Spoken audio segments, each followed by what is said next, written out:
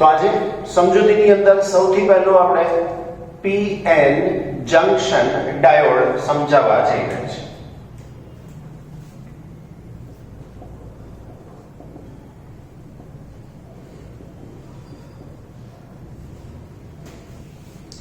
નામ પરથી શું થશે એ બધી જ ખબર પડી જાય. પી અને એન એટલે હવે મગજમાં ક્લિયર થઈ ગયું હોવું જોઈએ. પી એટલે પી પ્રકારનો અર્ધવાહક, એન એટલે એન પ્રકારનો અર્ધવાહક.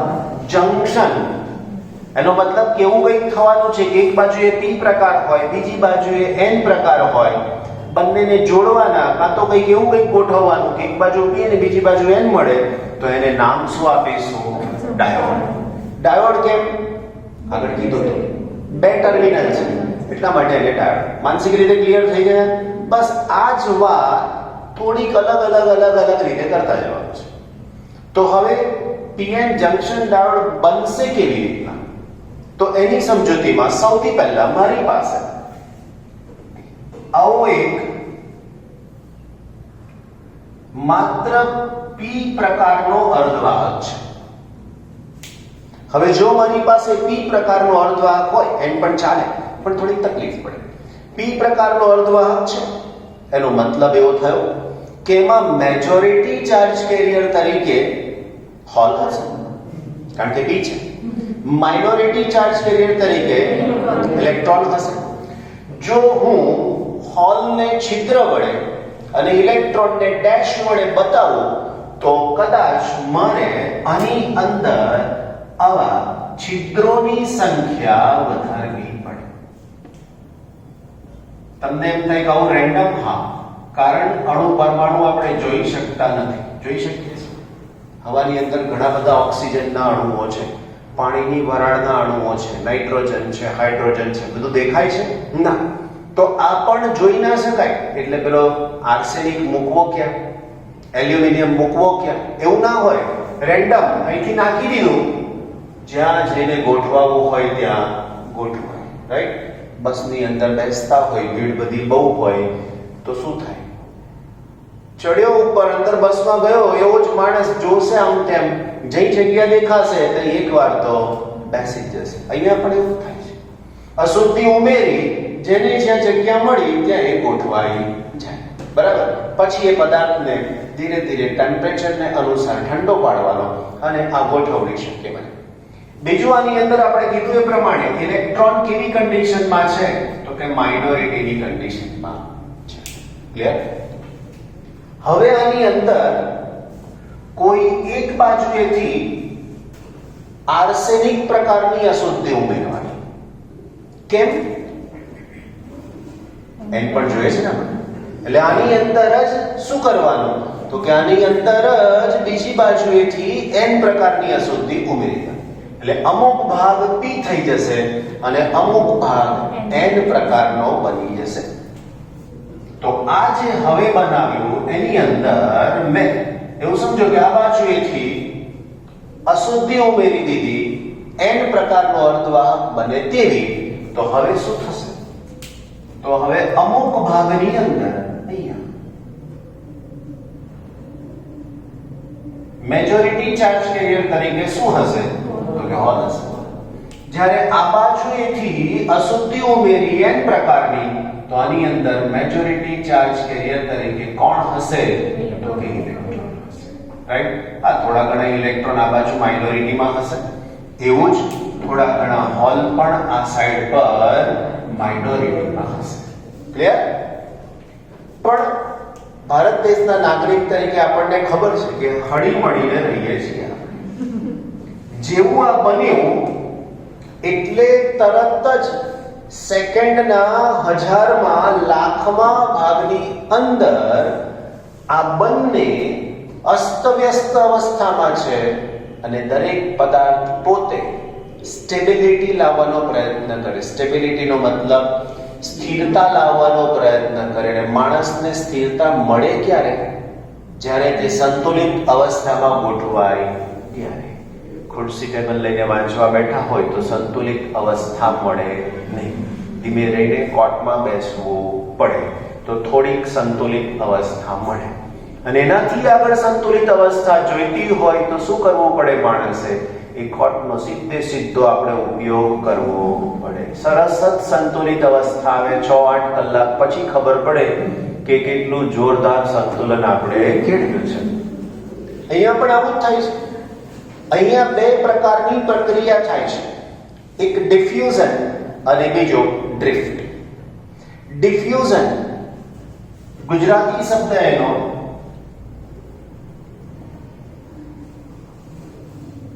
અઘરું હોય છે અમુક ગુજરાતી. વિસરણ એવું કહેવામાં આવે છે. વિસ્તરણ શબ્દ નથી, વિસરણ શબ્દ છે. બીજો શબ્દ છે ડ્રિફ્ટ. આમ તો ડ્રિફ્ટ નો મતલબ ધક્કો વાગવો, ડ્રિફ્ટ આગળ આ બીજો શબ્દ ડ્રિફ્ટ વેલોસિટી, ખેંચાણને કારણે. અહીંયા પણ એ જ છે ધક્કો, પણ એનું ગુજરાતી પાછું કંઈક અલગ છે, રાઈટ? તો ડ્રિફ્ટ અને ડિફ્યુઝન. શરૂઆતની અહીંયાની જે પ્રક્રિયા થાય છે એમાં ડિફ્યુઝન થયું, વિસરણ થયું. પોતાની જાતે પોતાની ઈચ્છા પ્રમાણે કેટલાક ઇલેક્ટ્રોનને કહ્યું કે લાવો ને આપણે આ બાજુ ચક્કર મારતા આવીએ, ફરતા આવીએ, શું છે જરા જોતા આવીએ. તો આમાંથી કેટલાક ઇલેક્ટ્રોન આ બાજુ આવ્યા. સમજો બરાબર? આ વાર્તા જેવું એટલા માટે કહું છું તમને સમજાય જાય. આ બાજુ આવ્યા તો જે ઇલેક્ટ્રોન અહીંયા વધારાનો હતો એ ખરેખર વધારાનો નહોતો. એના માતાજી પિતાજી તરીકે આર્સેનિક મોજૂદ હતો. આના માતાજી પિતાજી તરીકે કોણ હતું? એલ્યુમિનિયમ. તો આ આર્સેનિકનો એક ઇલેક્ટ્રોન આ બાજુ આવે છે તો અહીંયા વાળા તો બધા ઈચ્છે જ છે કે આવા તો અહીં તો ઉણપ જ છે આપણી પાસે. એટલે શું થયું? તો અહીંથી ઇલેક્ટ્રોન આ બાજુ આવ્યા, ડિફ્યુઝન પામ્યા, વિસરણ પામ્યા. આ પોતાની જાતે થયેલી પ્રક્રિયા છે, કોઈએ કીધું નથી. હવે આ પ્રક્રિયાને અંતે થાય શું એની અંદર? તો આ પ્રક્રિયાને અંતે આ જ વિભાગની અંદર, આની અંદર જ જેટલા ઇલેક્ટ્રોન આ n વિભાગમાંથી આ બાજુના p વિભાગમાં આવતા જાય તો આ બધા હોલને પૂરતા જાય. કેમ? હોલ એટલે શું છે? જગ્યા છે. હવે એવું સમજો કે આ ઇલેક્ટ્રોન એ આને પૂરી દીધું, આ ઇલેક્ટ્રોન આને પૂરી દીધું, આ ઇલેક્ટ્રોન આને પૂરી દીધું. તો આ બાજુના ભાગની અંદર એક ઋણ વિદ્યુત ભાર વધતો ગયો, કારણ કે એલ્યુમિનિયમ પાસે જેટલો ધન હતો એટલો જ ઋણ હતો. એવું આર્સેનિક પાસે પણ જેટલો ધન હતો એટલો જ ઋણ હતો. પણ આણે પોતાનો ઋણ ગુમાવ્યો અને મળ્યો. તો થોડા સમય બાદની જો પરિસ્થિતિનો વિચાર કરો તો હવે અહીંયાના ભાગની અંદર આવી પરિસ્થિતિનું સર્જન થયું. જે હોલ હતા એ પૂરાઈ ગયા, રાઈટ? એવા બીજા હોલ પણ પૂરાઈ ગયા. તો આ ભાગ અહીંયાનો જે રચાયો એ હોલ પૂરાઈ જવાથી રચાયો. એવું આ બાજુએથી ઇલેક્ટ્રોન આ બાજુ આવી ગયા. તો અહીંયા જેણે દાન કર્યું, કોનું? ઇલેક્ટ્રોનનું. કોને? હોલને. તો અહીંયાથી એટલા ઇલેક્ટ્રોન ઓછા થયા. હવે અહીંયાથી પણ શક્ય બન્યા છે કે કેટલાક ઇલેક્ટ્રોનની પાસે ઉર્જા વધારે હોય તો એ આ ભાગમાંથી અહીંયા પહોંચી ગયા.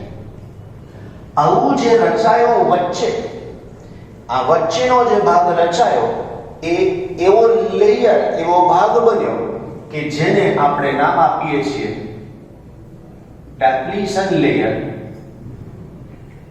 બરાબર? એકચ્યુઅલી ડેપ્લેશન શબ્દ વપરાય છે પણ આપણી ટેક્સ્ટ બુક પ્રમાણે ડેપ્લેશન લેયર કહેવામાં આવે છે. ડિપ્લેશન પણ બોલે છે, ડિપ્લેશન, રાઈટ? Depletion layer. આ બાજુનો ભાગ અને આ બાજુનો ભાગ પહેલા જેવો જ છે. પહેલા જેવો એટલે મેજોરિટી તરીકે અહીંયા ઇલેક્ટ્રોન જ છે અને અહીંયા માઇનોરિટી તરીકે ઇલેક્ટ્રોન છે. આ ભાગમાં મેજોરિટી તરીકે હોલ જ છે અને હોલ કોના કારણે મળ્યા છે? એલ્યુમિનિયમ. અહીંયા majority electron, minority hole. Clear? આ જે રચાયા છે વિદ્યુત ભાર, આટલો ભાગ આ, રાઈટ? અહીંયા પાછું દોરી દેવાનું, નજીકમાં પણ રાખવાના ઇલેક્ટ્રોન. તો અહીંયા જે રચાયું આ બધું જ.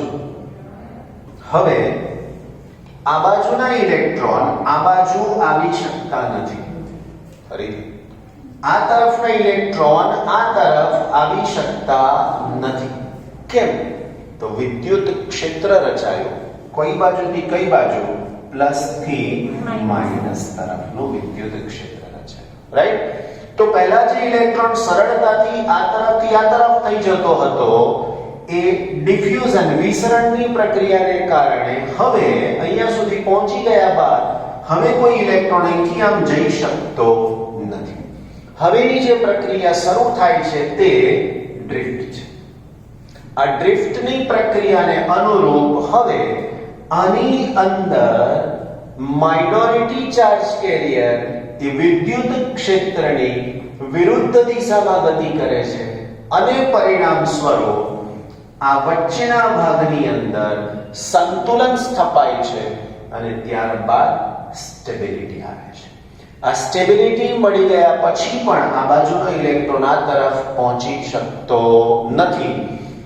આ જે સ્થિતિમાન રચાયું, સ્થિતિમાન એટલે પોટેન્શિયલ ડિફરન્સ, બરાબર, એને વિભવ એવો શબ્દ પણ વાપરીએ છીએ. વિભવ અથવા તો બીજો શબ્દ પીડી, પોટેન્શિયલ ડિફરન્સ, વિભવની સાથે આગળ શબ્દ વિદ્યુત વિભવ, આવો પણ શબ્દ વપરાય છે ઇંગ્લિશમાં, પોટેન્શિયલ ડિફરન્સ.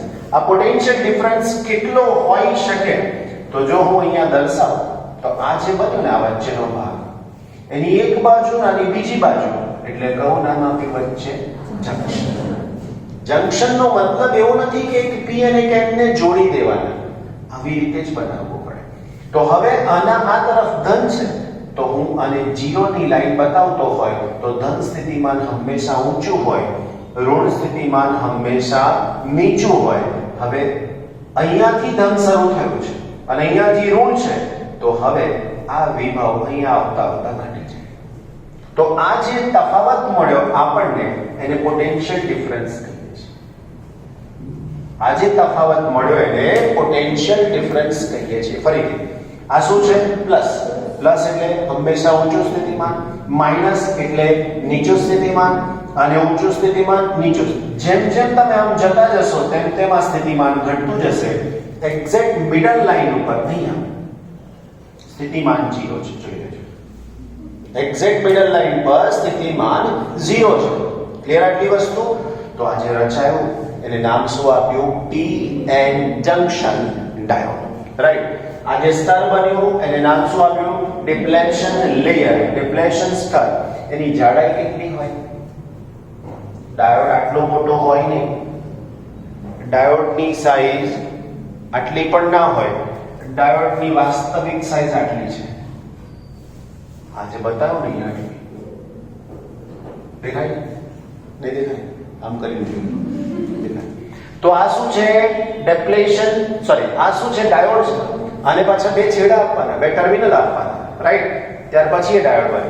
તો હવે આની અંદર આની સાઈઝ કેટલી હોય તો કે માઇક્રોમીટર જે માપ હોય, માઇક્રોમીટર એટલે મીટરનો પણ 10⁶ નો ભાગ, એનોય 10મો ભાગ.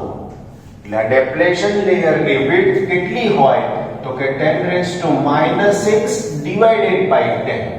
એનો મતલબ 10⁻⁻7 મીટર, બરાબર? અથવા તો 0.1 માઇક્રોમીટર. આટલી ઓછી જાડાઈ એની અંદર હોય છે. ક્લિયર આટલે સુધી? આ ડાયોડનો સિમ્બોલ કેવો હોય છે, એનો પરિપથનો સિમ્બોલ કેવો હોય તો એના પરિપથનો સિમ્બોલ આવો હોય છે. સિમ્બોલનો મતલબ તો ખબર છે ને? અવરોધ. તો હું આવી રીતે બતાવીશ, રાઈટ? આને રેઝિસ્ટન્સ કહીએ છીએ. ઇન્ડક્ટર આવી રીતે બતાવીએ છીએ. કેપેસિટર બે સરખા ટર્મિનલ, એના પછી એક પ્લસ એક માઇનસ, તો આને આપણે કહી શકીએ છીએ બેટરી. આવા જુદા જુદા સિમ્બોલ સમજે? એવો આ સિમ્બોલ કોનો છે? ડાયોડ. આ જે ભાગ છે એને આપણે પી કીધો છે તો આ તરફનો વિભાગ પી આવશે. આ ઊભી લાઈન છે એ વિભાગને એન કહીએ છીએ. પી એટલે પી પ્રકારનો અર્ધવાહક, એન એટલે એન પ્રકારનો અર્ધવાહક. ક્લિયર? આની અંદર આ તીરની નિશાની શું બતાવે? આની અંદર આ તીરની નિશાની એ રૈવાચિક પ્રવાહની દિશા બતાવે. ચેપ્ટર નંબર 3 યાદ કરો. રૈવાચિક પ્રવાહ એટલે તરત જ ખબર પડી જાય.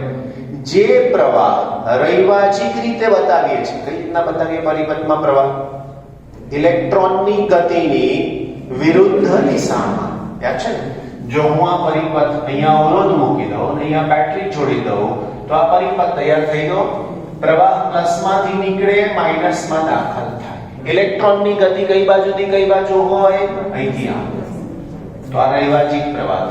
હવે અહીંયા જુઓ, ઇલેક્ટ્રોનની ગતિ કઈ બાજુથી કઈ બાજુ? n થી p તરફ. ઇલેક્ટ્રોનની ગતિ n થી p તરફ. આની અંદર પણ ઇલેક્ટ્રોનની ગતિ n થી p તરફ. તો વિદ્યુત પ્રવાહની દિશા p થી n તરફ. તેની દિશાની જોઈ લેજો. વિદ્યુત પ્રવાહની દિશા p થી n તરફ. બીજી એક વાત શરૂઆતમાં વેક્યુમ ટ્યુબ સમજાઈ ત્યારે કીધી હતી. એને વાલ્વ કહીએ છીએ. ખ્યાલ આવ્યો? એને શું કહીએ છીએ? વાલ્વ કહીએ છીએ. ઇલેક્ટ્રોન આ દિશામાં ગતિ કરે, આમ ગતિ નહીં કરે. એટલા માટે આવા ડિવાઇસીસ જે બને મોટા મોટા સારા એની અંદર આનો ઉપયોગ થઈ શકે છે. રાઈટ? બહુ જ સરસ થિયરી છે. કમ્પલસરી તમારે તૈયાર કરવી જ પડશે. આ થિયરી તૈયાર કરશો એટલે આગળના બધા જ પોઈન્ટ્સ એક પછી એક ક્લિયર થઈ જશે.